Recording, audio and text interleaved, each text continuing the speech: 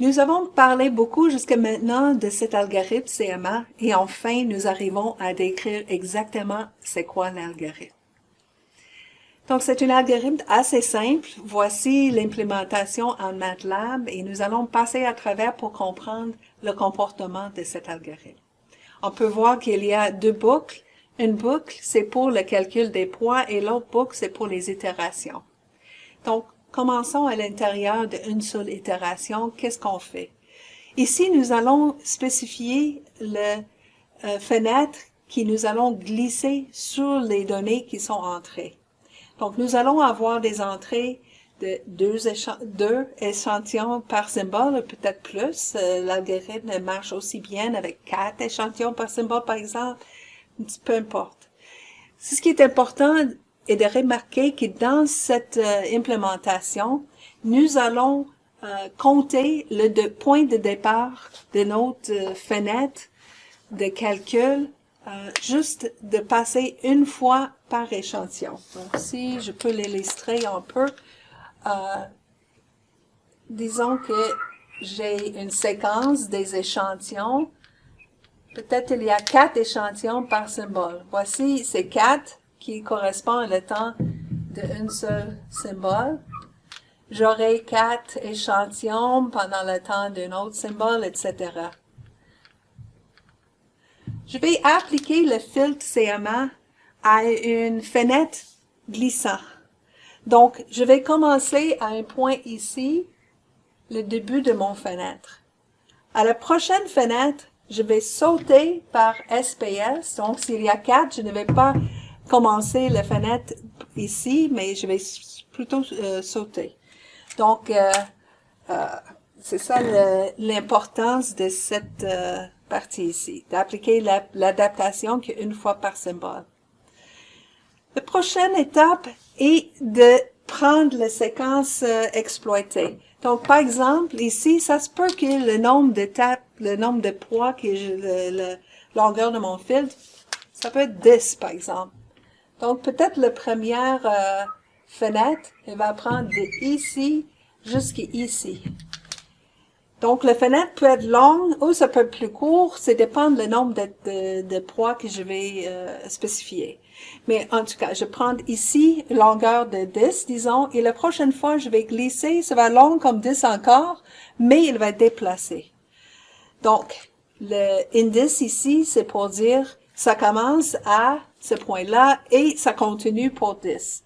La prochaine itération de cas, je ne vais pas aller glisser à côté juste d'un échantillon, mais je vais sauter SPS, le nombre d'échantillons par symbole, pour commencer la prochaine fenêtre. Donc, la prochaine ligne ici, c'est effectivement de calculer la convolution, ou ça veut dire de passer ces données, cette fenêtre de données, de la passer par le filtre. Donc, les coefficients de filtre, c'est dans cet vecteur H. Donc, je fais ici passer les données par cette filtre-là et les données qui sort finalement et le sortie. Donc, après d'avoir passé ces données par le filtre, je tombe où? Donc, ça, c'est le data out. Donc, on remarque que le data out est calculé qu'une fois par symbole. Donc, je ne prends pas le temps de calculer à chaque intervalle ici parce que je l'utilise pas. C'est ce que je vais sortir. À la sortie de l'algorithme, il y aura un échantillon par symbole. Donc, qu'est-ce qui m'intéresse après d'avoir passé par cette filtre-là, c'est quoi le résultat? C'est un seul échantillon pour cette symbole. Donc, à la sortie, il y aura un seul échantillon. La sortie est à 1 SPS. La prochaine ligne dans le MATLAB, c'est la ligne pour mettre à jour les coefficients de filtre CMA. Donc, ici, c'est l'ancienne filtre. Et ici, c'est comment est-ce que je vais calculer le prochain filtre. Pour faire ça, j'ai un facteur d'adaptation, une step size. Chaque algorithme a toujours une forgetting factor ou une step size. Un facteur pour ajouter la vitesse de convergence, balancer la vitesse de convergence avec le bruit à la fin de l'adaptation. Donc ici, c'est cette facture mu qu'on voit ici. Ce qui est plus important ici, c'est le fonction objectif. C'est ici qu'on voit l'application de cette idée. On prend un, qui est le cercle unitaire où je dois être, et je serai de ça le module de le sortie. Donc, après le filtrage, j'ai le sortie, et cette sortie-là, est-ce que ça tombe sur le cercle unitaire? Ou est-ce qu'il y a une erreur? Ici, c'est l'erreur, les distances entre le cercle